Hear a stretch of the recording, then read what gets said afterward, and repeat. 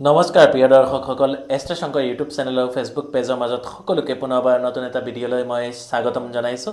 আজি ভিডিঅ'টো লৈ আহিছোঁ অসমীয়া নৱবৰ্ষৰ সিংহ ৰাশি জাতক বা জাতিকাসকলৰ আপোনালোকৰ অসমীয়া নৱবৰ্ষটো কেনেকুৱা বা কি ধৰণে যাবলৈ গৈ আছে। অলৰেডি পূৰ্ণাংগ ৰাশিফল গ্ৰহৰ দান গ্ৰহৰ বৰঙণি আপোনালোকৰ আয় ব্যয় গোটেইখিনি মোৰ এষ্ট্ৰ শংকৰ ইউটিউব চেনেলত দি থোৱাগৈ আছে। আপোনালোকে যিসকলে চোৱা নাই এতিয়ালৈকে ভিডিঅ'ৰ ডিছক্ৰিপশ্যনত লিংক দিয়া আছে বা মোৰ এষ্ট্ৰ শংকৰ ইউটিউব চেনেলত সেই ভিডিঅ'টো আছে। আজি আপোনালোকৰ বাবে লৈ আহিছোঁ সিংহ ৰাশি জাতক বা জাতিকাসকলৰ পূৰ্ণাংগ ৰাশিফল অসমীয়া নৱবৰ্ষৰ আপোনালোকৰ বিদ্যা ক্ষেত্ৰত, শিক্ষা ক্ষেত্ৰত, পাৰিবাৰিক ক্ষেত্ৰত, আপোনালোকৰ ফেমিলি লাইফত গোটেইখিনি ডিটেইলছত ভাঙি পাতি লৈ আহিছোঁ। গতিকে ভিডিঅ'টো আৰম্ভ কৰাৰ আগত সকলোলৈকে মোৰ ফালৰ পৰা সৰু এটা অনুৰোধ জনাইছোঁ।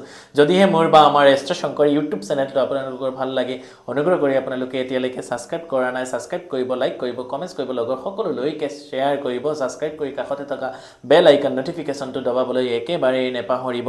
আহক আমি দেৰি নকৰাকৈ সিংহ ৰাশি জাতক বা জাতিকাসকলৰ অসমীয়া নৱবৰ্ষটো আপোনালোকৰ কি হ'বলৈ গৈ আছে সেই বিষয়ে আমি আলোচনা কৰোঁ। বৰ্ষ আৰম্ভ কালতে সিংহ ৰাশিৰ জাতক ব্যক্তিসকলৰ ধনস্থানত কেতু, তৃতীয় চন্দ্ৰ, সপ্তমত শনি আৰু শুক্ৰ, অষ্টমত ৰাহু আৰু বুধ, নৱমত ৰবি, তুংগী আৰু দ্বাদশত বৃহস্পতি অৱস্থান কৰিছে।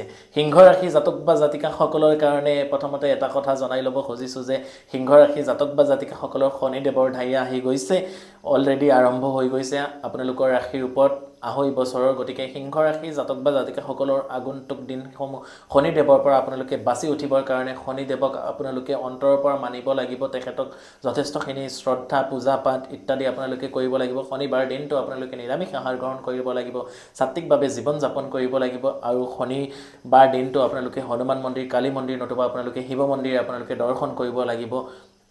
আৰু যদি সেইখিনি সম্ভৱ নহয় শনিবাৰ দিনটো আপোনালোকে মিনিমাম 19টা শনিবাৰ নিৰামিষ খাই বা যিসকলে পাৰিব ফাষ্টিঙত লঘোণে থাকি পেলাই সন্ধিয়া নিজৰ ঘৰতে তুলসী গছজোপাৰ গুৰিত এগছি তিল তেলৰ নতুবা আপোনালোকে সৰিয়হ তেলৰ চাকি বন্তি আপোনালোকে আগবঢ়াব। তেতিয়াহ'লে শনিদেৱৰ প্ৰকোপৰ পৰা আপোনালোকে আগন্তুক আঢ়ৈ বছৰ আপোনালোকে বাচি উঠিব পাৰিব। এতিয়া মই আহিছোঁ সিংহ ৰাশি জাতক বা জাতিকাসকলৰ এই বছৰটো আপোনালোকৰ ক্ষেত্ৰত অতিশয় শুভ বুলি আমি ক'ব নোৱাৰোঁ, যিহেতু শনিৰ কাৰণে আপোনালোকে দুখ কষ্ট অকণমান দৰিদ্ৰতাৰ সন্মুখীন হ'বলগীয়া হ'ব। গতিকে আপোনালোকে মানিব লাগিব শনিদেৱক আটাইতকৈ বেছিকৈ। আৰু সিংহ ৰাশিৰ ব্যক্তিসকলৰ বাবে ধনপতি গ্ৰহটো হ'ল বুধ। গতিকে বৰ্ষ আৰম্ভ কালতে বুধ নিচস্ত ভাৱত অষ্টমত থকা আৰু ধনস্থানত কেতু থকাত অতিশয় অশুভ। যিসকলে টকা পইচাৰ ক্ষেত্ৰত লেনদেন কৰে বা আপোনালোকে ডাঙৰ কিবা ইনভেষ্ট কৰিম বুলি ভাবিছে বা নতুনকৈ কিবা আৰম্ভ কৰিম বুলি ভাবিছে, আপোনালোকে নিজৰ হৰস্কোপখন পূৰ্ণাংগভাৱে কাৰোবাৰ লগত বিচাৰ বিশ্লেষণ নকৰাকৈ ডাঙৰ ইনভেষ্ট বা নতুনকৈ কিবা কামত আপোনালোকে হাত নিদিয়া খুব বেছি ভাল হ'ব। এতিয়া মই আহিছোঁ সিংহ ৰাশি জাতক বা জাতিকাসকলৰ অসমীয়া নৱবৰ্ষটো ব্যৱসায় বাণিজ্যৰ ক্ষেত্ৰত আপোনালোকৰ কি ধৰণে হ'বলৈ গৈ আছে। সিংহ ৰাশিৰ জাতক বা জাতিকাসকলৰ ক্ষেত্ৰত ব্যৱসায় বাণিজ্যৰ ক্ষেত্ৰত এই বছৰ আপোনালোকৰ ব্যৱসায় বাণিজ্যৰ ক্ষেত্ৰত অকণমান অসুবিধাৰ সন্মুখীন হ'ব, কিন্তু আপোনালোকৰ ইমান বেছি অসুবিধাৰ সন্মুখীন নহয়। যিসকলে পুৰণা ব্যৱসায়ৰ লগত জড়িত হৈ আছে যোৱা বছৰৰ তুলনাত এই বছৰ আপোনালোকৰ অকণমান লাভ হোৱাৰ সম্ভাৱনা দেখা গৈছে। সিংহ ৰাশিৰ জাতক জাতিকাসকলৰ ব্যক্তিসকলে যিসকলে এই বছৰ অকণমান আপোনালোকে ঋণ ধাৰৰ লগত জড়িত হৈ আছে, নতুন কিবা ঋণ ধাৰ নকৰিলে খুব বেছি ভাল হ'ব। আৰু গতিকে সিংহ ৰাশিৰ জাতক বা জাতিকাসকলে এই বছৰটো আপোনালোকে শনিবাৰ আৰু মঙলবাৰ দিনকেইটা মানিব লাগিব। এতিয়া মই আহিছোঁ সিংহ ৰাশি জাতক বা জাতিকাসকলৰ বিদ্যা ক্ষেত্ৰতো অসমীয়া নৱবৰ্ষত আপোনালোকৰ কি ধৰণে বা কি হ'বলৈ গৈ আছে। সিংহ ৰাশি জাতক বা জাতিকাসকলৰ বিদ্যা ক্ষেত্ৰত অকণমান আপোনালোকে মনে বিচৰা ধৰণে ৰিজাল্ট বা পাৰ্চেণ্টেজসমূহ অহাত অকণমান বাধা পাব। আৰু সিংহ ৰাশিৰ জাতক বা জাতিকাসকলে এই বছৰটো আপোনালোকে অকণমান এলাহ বাঢ়িব। শনিৰ কাৰণে আপোনালোকৰ বিদ্যাত বাধা আহিব, আপোনালোকে অকণমান সতৰ্কতা হ'ব লাগিব। সিংহ ৰাশিৰ জাতক বা জাতিকাসকলে এই বছৰ যিসকলে ভাবিছে অকণমান সামৰিক বিভাগ বা চিকিৎসা, বন বিভাগ, ৰাজহ আদি বিভাগত আপোনালোকে পঢ়িম বুলি ভাবিছে তেওঁলোকৰ কাৰণে অতিশয় শুভ। বা যিসকলে ভাবি আছে অকণমান আপোনালোকে নীট বা তেনেকুৱা এক্সাম দিম বুলি ভাবি আছে তেওঁলোকৰ কাৰণে অতিশয় শুভ লাভ কৰিব। কাৰণ সিংহ ৰাশিৰ ঢাইয়া আছে বুলি সকলোৰে যে বাধা হ'ব সেনেকুৱা নহয়। সকলোৰ জন্মচক্ৰটো শনিদেৱ বেয়া হৈ নাথাকে। যিসকলৰ শনিদেৱ ভাল হৈ আছে তেওঁলোকে বহুত বেছি ভাল বা শুভ ফল পাবলৈ সক্ষম হ'ব। এতিয়া মই আহিছোঁ সিংহ ৰাশি জাতক বা জাতিকাসকলৰ কৰ্ম বা চাকৰিৰ ক্ষেত্ৰত অসমীয়া নৱবৰ্ষটো কেনেকুৱা হ'বলৈ গৈ আছে। কিন্তু তাৰ আগতে সৰু সৰু দুই এটা কথা আপোনালোকক জনাই ল'ব খুজিছোঁ। আপোনালোকে বহুতে আমাৰ লগত বা মোৰ লগত যোগাযোগ কৰিব খোজে। মোক ক'ত কেনেকৈ কিদৰে যোগাযোগ কৰিব পাৰিব। মোৰ গুৱাহাটী বেলতলা তিনিআলিত চেম্বাৰ আছে, নগাঁৱৰ কঠীয়াতলী চাৰিআলি ৰামকৃষ্ণ জেমছ এণ্ড জুৱেলাৰীত চেম্বাৰ আছে, হোজাই চহৰৰ মাজমজিয়াত হোজাই যি খান জুৱেলাৰ্ছ, এই খান জুৱেলাৰ্ছতো মোৰ চেম্বাৰ আছে। বিশেষকৈ মোৰ কেৱল মাত্ৰ অসমৰ 3টা জেগাতে চেম্বাৰ আছে, গুৱাহাটী, নগাঁও আৰু হোজাই, এই 3টা জেগাতে চেম্বাৰ আছে। গতিকে যিসকলে জ্যোতিষশাস্ত্ৰৰ প্ৰতি বিশ্বাস আছে, বিলিভ কৰে, জ্যোতিষশাস্ত্ৰ সম্বন্ধীয় যিকোনো দিহা পৰামৰ্শ ল'ম বুলি ভাবিছে, ভিডিঅ'ৰ ডিছক্ৰিপশ্যনত chamber details, contact details, Facebook page link, WhatsApp channel link গোটেইখিনি দিয়া আছে। যিকোনো সমস্যাৰ বাবে আপোনালোকে আমাৰ লগত যোগাযোগ কৰিব পাৰে। বিশুদ্ধ গ্ৰহ ৰত্নৰ পৰা আদি কৰি কবজ ৰত্ন পাথৰ আপোনালোকে আমাৰ পৰা ল'ব পাৰিব। অকণমান সময় লৈ যোগাযোগ কৰিব লাগিব। যিসকলে আমাৰ চেম্বাৰত আহিব নোৱাৰে, আপোনালোকে অনলাইন কনচালটেঞ্চি, ফোন কল, হোৱাটছআপ, ভিডিঅ' কল ইত্যাদিৰ মাধ্যমে আপোনালোকে আমাৰ পৰা দিহা পৰামৰ্শখিনি ল'ব পাৰিব। তো যি কি নহওক, এতিয়া মই সিংহ ৰাশি জাতক বা জাতিকাসকলৰ কৰ্মক্ষেত্ৰত আপোনালোকৰ কি কি শুভ অশুভ ফল আপোনালোকে পাবলৈ সক্ষম হ'ব সেই বিষয়ে জনাই ল'ব খুজিছোঁ। সিংহ ৰাশিৰ ব্যক্তিসকলৰ কৰ্ম অধিপতি গ্ৰহটো হ'ল শুক্ৰ। গতিকে বৰ্ষ আৰম্ভকালতে শুক্ৰ সপ্তমত থকাত অতিশয় শুভ ফল আপোনালোকে কৰ্মক্ষেত্ৰত লাভ কৰিবলৈ সক্ষম হ'ব। এই বছৰ সিংহ ৰাশিৰ যুৱক যুৱতীসকলৰ কৰ্মক্ষেত্ৰত বা চাকৰিৰ ক্ষেত্ৰত অতি শুভ ফল লাভ কৰিব বুলি আমি জ্যোতিষশাস্ত্ৰৰ মাধ্যমেৰে আপোনালোকক সেই কথা জনাব পাৰোঁ। নিবনুৱা যুৱক যুৱতীসকলৰ বাবে অতিশয় শুভ মংগলময় বছৰ হ'ব। এই বছৰ অসমীয়া নৱবৰ্ষটো চাকৰিৰ ক্ষেত্ৰত অত্যন্ত শুভ আহিব। বিভিন্ন ক্ষেত্ৰত চৰকাৰী চাকৰি, বিভিন্ন বিভাগত কোম্পানী জব, বিভিন্ন আঁচনি কৰ্মপ্ৰাপ্তি আপোনালোকৰ হোৱাৰ সম্ভাৱনা অতিশয় শুভ বুলি আমি দাবী কৰিব পাৰোঁ। শাওণ মাহৰ পৰা আপোনালোকৰ অতিশয় শুভ সময়, অৰ্থাৎ জুন জুলাই মাহৰ পিছৰ পৰা আপোনালোকৰ সিংহ ৰাশি জাতক বা জাতিকাসকলৰ কাৰণে অতিশয় শুভ আহি আছে। এতিয়া মই আহিছোঁ সিংহ ৰাশি জাতক বা জাতিকাসকলৰ ক্ষেত্ৰত প্ৰেম প্ৰণয় বিবাহৰ ক্ষেত্ৰত আপোনালোকৰ অসমীয়া নৱবৰ্ষটো কিদৰে বা কি হ'বলৈ গৈ আছে। সিংহ ৰাশিৰ জাতক বা জাতিকাসকলৰ ক্ষেত্ৰত প্ৰেম প্ৰণয়ৰ ক্ষেত্ৰত এই বছৰটো অতিশয় শুভ বুলি আমি ক'ব নোৱাৰি, কাৰণ শনিদেৱে অকণমান প্ৰেম প্ৰণয়ৰ ক্ষেত্ৰত বাধা দিব। বৰ্ষ আৰম্ভকালত শনিদেৱে অকণমান আপোনালোকক কষ্ট দিব। গতিকে কষ্ট দিলেও আকৌ আপোনালোকৰ প্ৰেম প্ৰীতিৰ ক্ষেত্ৰতো শুভ আছে। অকণমান অসুবিধাৰ সন্মুখীন আপোনালোকে হ'বলগীয়া হ'ব। বা যিসকলে নতুনকৈ কিবা ৰিলেশ্যনত যাম বুলি ভাবিছে, আপোনালোকৰ কাৰণে অতিশয় শুভ এই অসমীয়া নৱবৰ্ষটো। আৰু আপোনালোকৰ যিসকল যুৱক যুৱতীৰ ক্ষেত্ৰত বিবাহৰ ক্ষেত্ৰত বাধা চলি আছিলে, এই বছৰ জুলাই আগষ্ট মাহৰ পিছৰ পৰা আপোনালোকৰ, অৰ্থাৎ আপোনালোকৰ শাওণ ভাদ মাহৰ পিছৰ পৰা আপোনালোকৰ বিবাহৰ ক্ষেত্ৰত অতিশয় শুভ বুলি আমি দাবী কৰিব পাৰোঁ। আপোনালোকে পূৰ্ণ সহযোগিতা আপোনালোকৰ পাৰ্টনাৰ বা লাইফ পাৰ্টনাৰৰ পৰা পোৱাৰ সম্ভাৱনা আছে।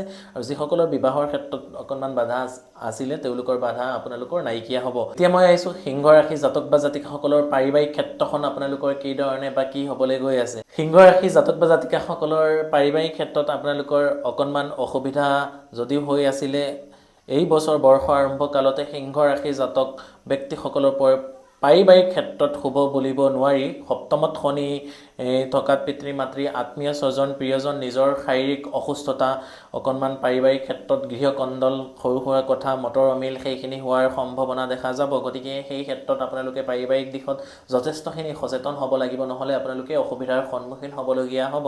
এতিয়া মই আহিছোঁ সিংহ ৰাশিৰ জাতক বা জাতিকাসকলৰ আমাৰ সকলোৰে অতিকৈ প্ৰয়োজনীয় বস্তু, যিটো আমাৰ হেল্থ, স্বাস্থ্য। আপোনালোকৰ প্ৰত্যেকৰ আমাৰ মূল্যৱান বস্তু। আমি যদি স্বাস্থ্য ভালে নাথাকে, আমি যিমান টকা পইচা থাকিলেও আমি সুস্বাস্থ্যৰ অধিকাৰী হ'ব নোৱাৰোঁ। গতিকে স্বাস্থ্যটো আপোনালোকৰ কাৰণে বা আমাৰ সকলোৰ কাৰণে অতি ইম্পৰ্টেণ্ট, গুৰুত্বপূৰ্ণ বস্তু। অসমীয়া নৱবৰ্ষটো সিংহ ৰাশি জাতক বা জাতিকাসকলৰ কাৰণে কেনেকুৱা বা কি ধৰণে হ'বলৈ গৈ আছে। সিংহ ৰাশি জাতক ব্যক্তিসকলৰ স্বাস্থ্যৰ ক্ষেত্ৰত দেহভাৱ অতিশয় শুভ। এই বছৰ আমি বেয়া বুলি তেনেকৈ ক'ব নোৱাৰোঁ। দশমত ৰবি তুংগী থকাত সিংহ ৰাশিৰ ব্যক্তিৰ শাৰীৰিক, মানসিক আৰু আধ্যাত্মিক আদি সকলো দিশতে অতিশয় শুভ বুলি আমি ক'ব পাৰোঁ।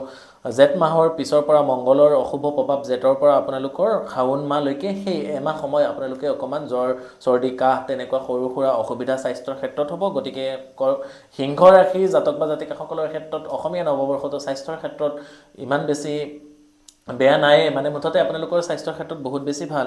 এতিয়া মই আহিছোঁ সিংহ ৰাশিৰ জাতক বা জাতিকাসকলৰ অসমীয়া নৱবৰ্ষটো আপোনালোকৰ কাৰণে শুভ বাৰ, শুভ ৰং, শুভ সংখ্যা ইত্যাদি আপোনালোকক জনাই ল'ব খুজিছোঁ।